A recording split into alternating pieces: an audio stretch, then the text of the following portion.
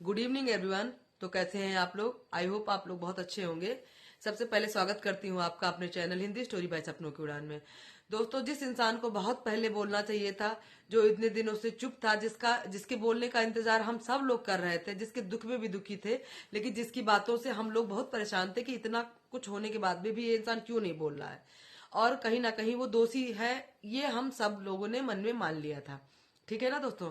लेकिन अब जाके उसने अपनी चुप्पी तोड़ी है। इतने बड़े बड़े आरोप लगने के बाद में भी वो बोला और बोलने के बाद में भी आधी अधूरी बातें करके वहां से चले गए।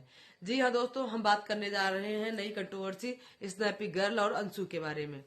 जी हाँ, सपना और अंशु की कंट्रोवर्सी इस समय बहुत ज्यादा तूल पकड़ रही है। अभी जो है अर्थमाम की लाइव में भी अंशु की फेक आईडी से सपना के लिए कुछ गलत गंदे चैट हुए, जिसका जनता ने उनको उसी की भाषा में जो है जवाब दिया। और इधर अर्थमाम ने भी उनसे कहा है कि अंशु से बोला है कि आप जो है आपने एक कम्युनिटी पोस्ट लगाइए। अंशु से कहा है उन्होंने कि एक कम्युनिटी पोस्ट लगाइए, उन सबको पता है कि ये फेक आईडी है, आपकी नहीं है, तो आपको क्लियर करना चाहिए कि आप किसी भी लाइव का पार्ट नहीं बनी है, किसी की भी लाइव में आप नहीं आई हैं। आपका कुछ अपना पक्ष रख के कम्युनिटी लगाइए, अन्यथा ये चीजें सपना तक जाएंगी तो फिर से वही कंट्रोवर्सी होगी और आप दूसरे की नजर में गलत होंगी।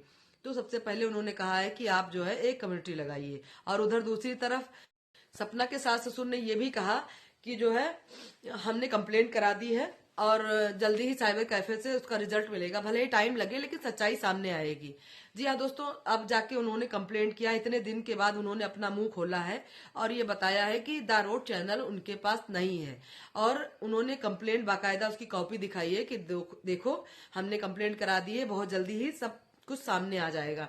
इधर अंशु बोल रही कि हमारे पास नहीं, उधर सपना बोल रही हमारे पास नहीं है। इधर अंकल आंटी ने भी क्लियर कर दिया कि दारोड चैनल हमारे पास नहीं था। और भाई दारोड चैनल डिलीट भी हो गया। 3 मिलियन की जनता उससे जुड़ी हुई थी। सब शॉक्ड है कि आखिर वो चैनल गया तो गया कहाँ। धरती खा गई, आसमान निकल गया, कहाँ चला गया वो चैनल? सबके पास नहीं है तो आखिर उसका जो है खुलासा होना चाहिए कि वो चैनल कहाँ गया।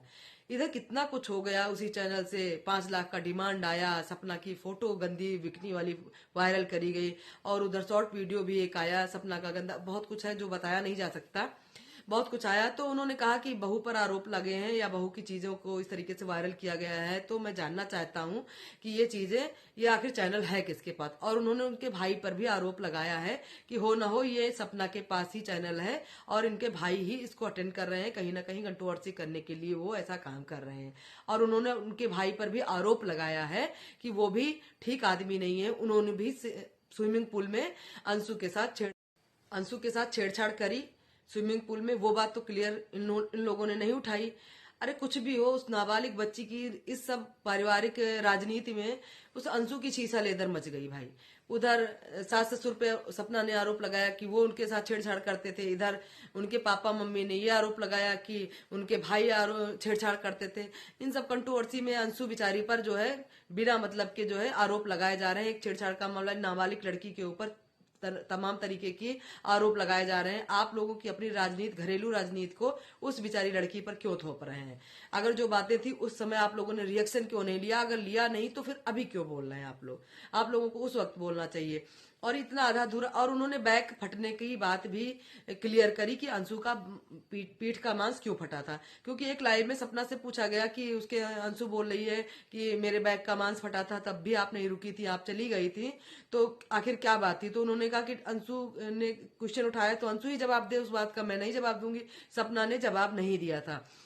और उधर अंशु ने कहा कि मेरे बैग का मांस फटा था, मैंने तो कुछ नहीं कहा, मैंने कोई क्वेश्चन नहीं उठाए। तो आज उनके सास ससुर यानी सपना के सास ससुर ने उसको क्लियर किया कि सपना ने कंधे से पकड़कर घुटने से अंशु को मारा था, जिसकी वजह से उसके बैग का मांस फटा था। यहां पर भी वो इतनी बात कह के आधी अधूरी वो चले गए। लेकिन वहां पर हम सब पब्लिक आपसे सवाल करते हैं कि आखिर क्या वजह थी? आधी अधूरी बात कहकर आप वहां से चले गए। और उधर आपने ये भी कहा कि अंशु अच्छा हुआ कि उस चक्रव्यूह से निकल गई और उसके कंधे का सहारा लेकर लोग बंदूकें चला रहे थे। तो आपने ये भी कहा वहां पर एक बात और, आपने सपना के खिलाफ बोली कि हमारी बहू तो 9-9 बजे सोकर उठती थी। ठीक है अंकल जी, ये तो नॉर्मल सी बातें हैं, ये कोई बहुत बड़ी बात नहीं है। सपना ने तो आप पर इतने बड़े आरोप लगाए हैं, आपकी इज्जत उछाली है, आप उन बातों का क्यों नहीं जवाब दे रहे हैं? आप उन बातों का भी जवाब दे दीजिए। सपना 9 बजे सोकर उठती थी, चलो मान लिया, हो सकता है उसकी मेंटल स्थिति सही नहीं थी, तो हो सकता है सो रही हो, लेकिन आपके ऊपर उसने इतने गंदे गंदे आरोप लगाए, इतना कुछ किया, आपके रिश्तेदारों की वीडियो भी, आपकी रिकॉर्डिंग भी, सब कुछ, और जिसमें आपके ही घर वाले कुछ लोग हाँ कर रहे थे, कुछ लोग ना कर रहे थे। जब सपना ने कहा कि पापा जी ने हमारे साथ छेड़छाड़ करी, अंशु के साथ में भी गलत किया, तब उसमें से आपके ही कुछ लोग उसमें हाँ भी बोल रहे थे। उन सब बातों का आपने जवाब क्यों नहीं दिया? और हम पब्लिक को आप लोगों ने बेवकूफ समझा है, आधी अधूरी बात करके आप लोग चले जा रहे हैं और हम पब्लिक का दिमाग घुमा रहे हैं।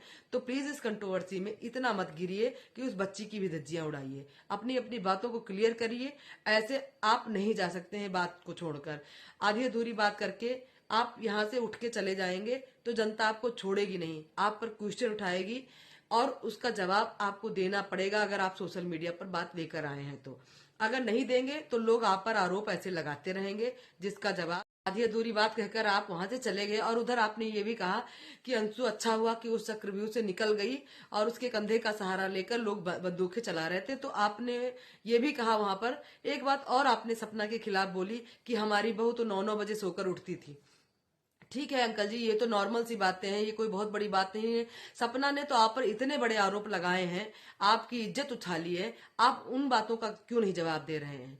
आप उन बातों का भी जवाब दे दीजिए। सपना 9 बजे सोकर उठती थी, चलो मान लिया, हो सकता है उसकी मेंटल स्थिति सही नहीं थी, तो हो सकता है सो रही हो, लेकिन आपके ऊपर उसने इतने गंदे गंदे आरोप लगाए, इतना कुछ किया, आपके रिश्तेदारों की वीडियो भी, आपकी रिकॉर्डिंग भी, सब कुछ, और जिसमें आपके ही घर वाले कुछ लोग हाँ कर रहे थे, कुछ लोग ना कर रहे थे। जब सपना ने कहा कि पापा जी ने हमारे साथ छेड़छाड़ करी, अंशु के साथ में भी गलत किया, तब उसमें से आपके ही कुछ लोग उसमें हाँ भी बोल रहे थे। उन सब बातों का आपने जवाब क्यों नहीं दिया? और हम पब्लिक को आप लोगों ने बेवकूफ समझा है, आधी अधूरी बात करके आप लोग चले जा रहे हैं और हम पब्लिक का दिमाग घुमा रहे हैं। तो प्लीज इस कंट्रोवर्सी में इतना मत गिरिए कि उस बच्ची की भी धज्जियां उड़ाइए। अपनी अपनी बातों को क्लियर करिए। ऐसे आप नहीं जा सकते हैं बात को छोड़कर।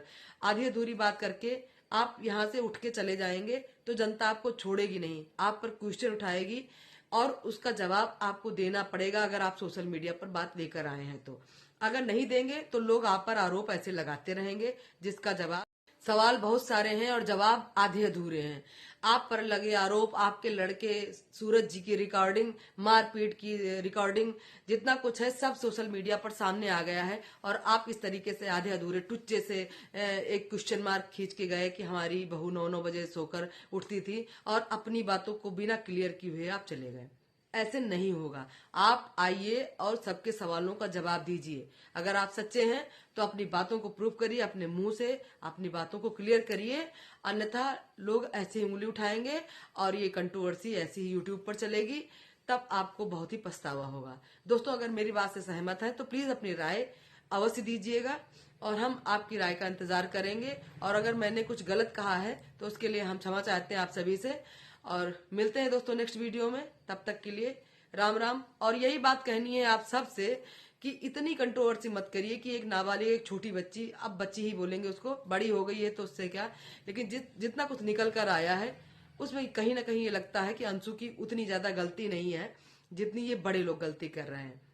और उसमें एक उधर मासूम सपना पिस रही है और इधर अंशु पिस रही है। इसमें तीसरा बिचवनिया जो है वो इन सब का फायदा उठा रहा है और इन सबको लपेट रहा है। इसको क्लियर करने की जरूरत है। अगर अंकल जी आप या जो बीच में पड़ रहा है उसको क्लियर करिए और सामने लाइए। दोस्तों, ये बात मेरी सहमत है तो अपनी राय जरूर दीजिएगा।